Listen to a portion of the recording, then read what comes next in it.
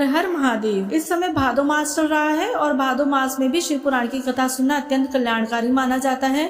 हमने श्रावण मास में शिव पुराण की कथा का आरंभ किया था, जो हम भादो मास में भी इसका अनुसरण करेंगे। हमने इससे पहले की वीडियो में यह जाना था कि किस प्रकार सती ने श्री राम जी की परीक्षा ली और शिव जी ने इसी वजह से सती को उनको मन से त्याग कर दिया। आज की इस वीडियो में हम यह जानेंगे कि किस प्रकार दक्ष ने भगवान शिव को श्राप दिया, जिससे रुष्ट होकर नंदी ने भी दक्ष को और पूरे ब्राह्मण कुल को श्राप दिया। तो आज की रोचक कथा सुनने से पहले हम आपको बता दें कि हमारे इस चैनल पर डेली ही भादो मास में शिव महापुराण की कथा सुनाई जाएंगी। तो आपने अभी तक अगर हमारे चैनल को सब्सक्राइब नहीं किया है तो सब्सक्राइब कर लें, और अगर आपको हमारी वीडियो पसंद आती है तो वीडियो को लाइक एंड शेयर जरूर। तो आज की कथा आरंभ करते हैं रुद्र संहिता के सती खंड का अध्याय 26। ब्रह्मा जी कहते हैं, नारद, पूर्व काल में समस्त महात्मा मुनि प्रयाग में एकत्र हुए थे। वहां सम्मिलित हुए उन सब महात्माओं का विधि विधान से एक बहुत बड़ा यज्ञ हुआ। उस यज्ञ में सनकादिक सिद्धगण, देवर्षि, प्रजापति, देवता तथा ब्रह्म का साक्षात्कार करने वाले ज्ञानी भी बता रहे थे। मैं भी उस मूर्तिमान महातेजस्वी निगमों और आगमों से युक्त हो सपरिवार वहां गया था।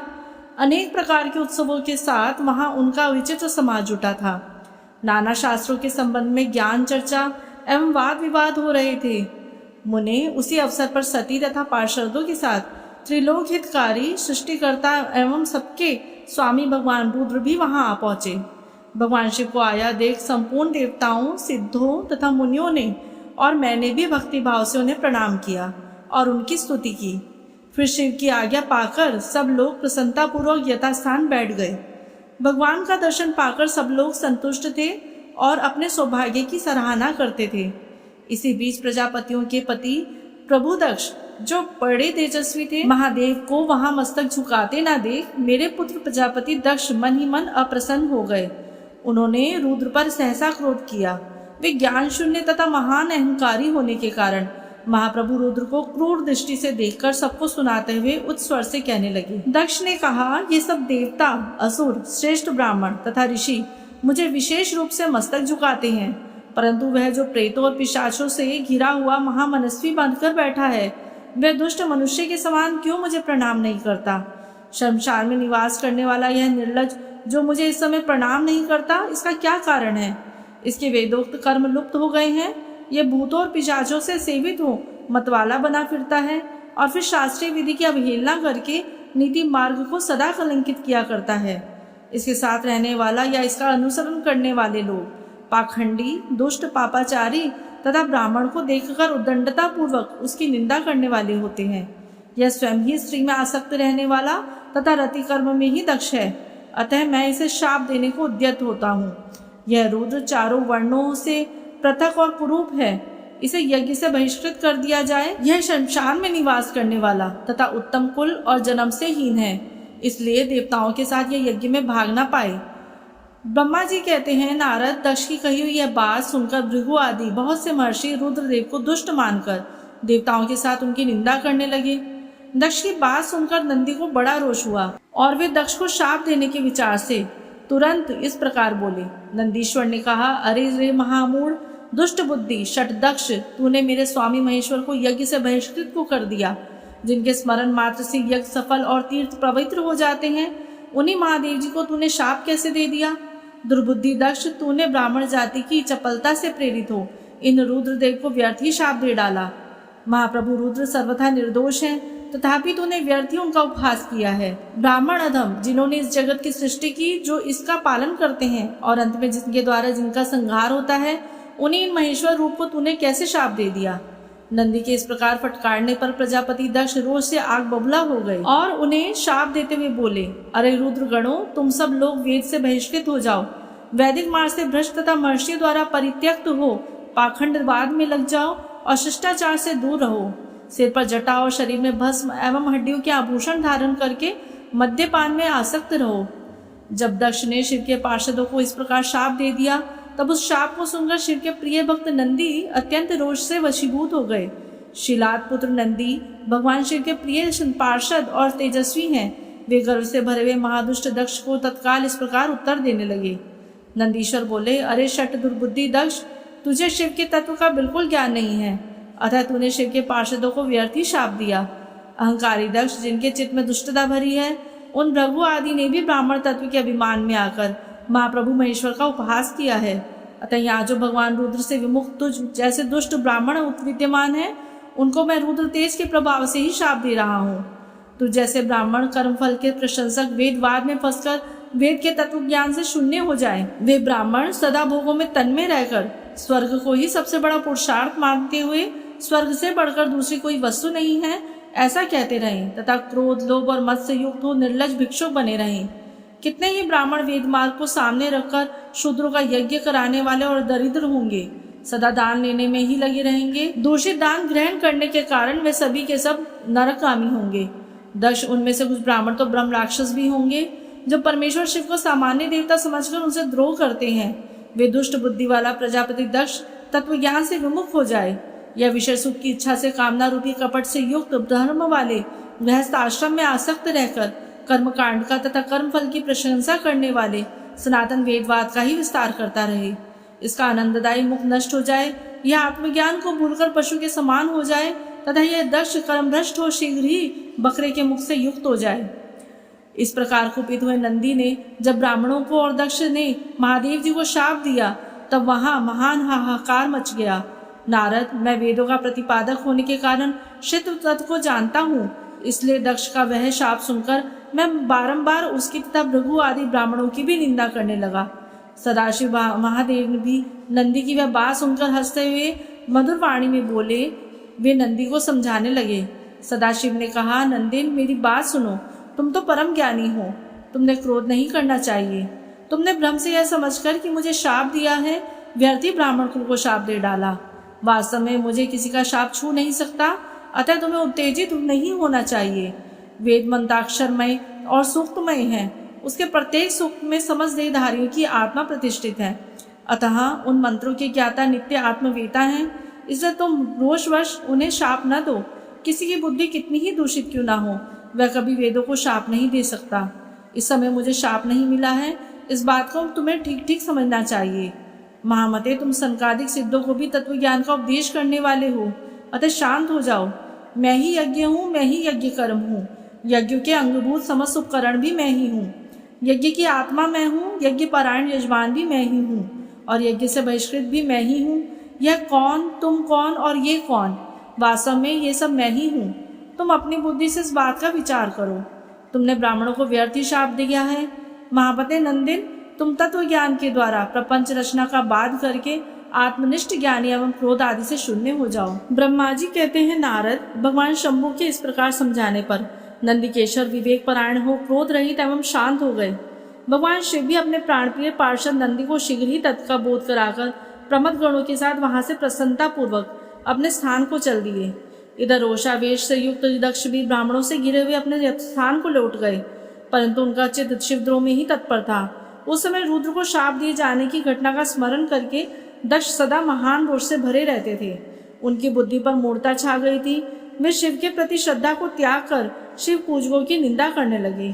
तात, नारद, इस प्रकार परमात्मा शंभु के साथ दुर्व्यवहार करके दक्ष ने अपनी जिस दुष्ट बुद्धि का परिचय दिया था वह सब मैंने तुम्हें बता दी।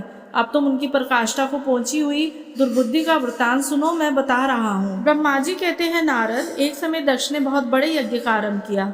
उस यज्ञ की दीक्षा लेकर उन्होंने उस समय समस्त देवर्षियों, महर्षियों तथा देवताओं को बुलाया।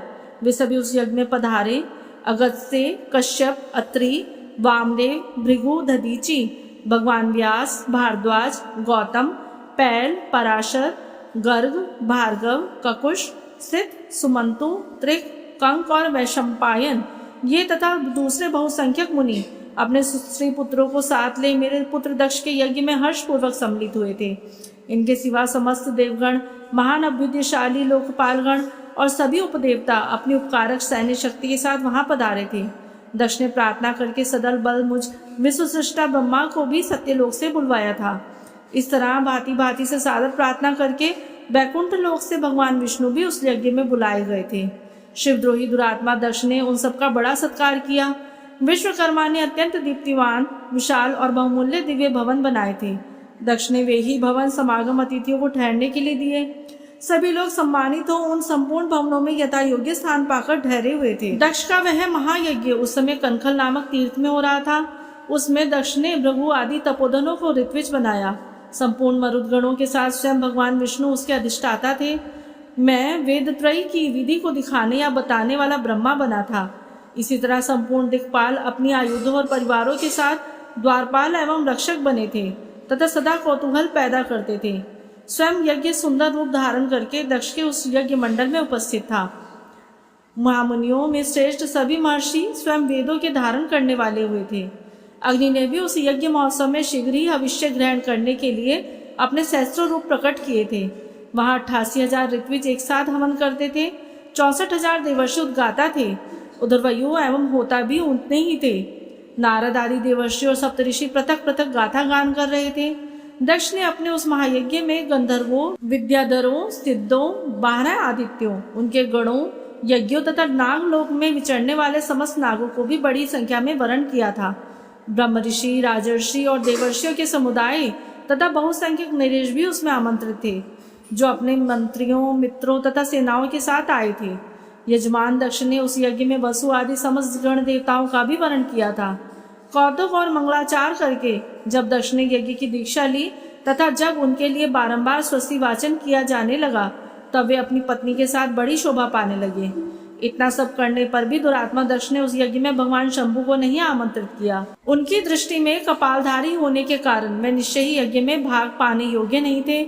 सती प्रजापति दक्ष की प्रिय पुत्री थी, तो भी कपाली की पत्नी होने के कारण दोषदर्शी दक्ष ने उन्हें अपने यज्ञ में नहीं बुलवाया।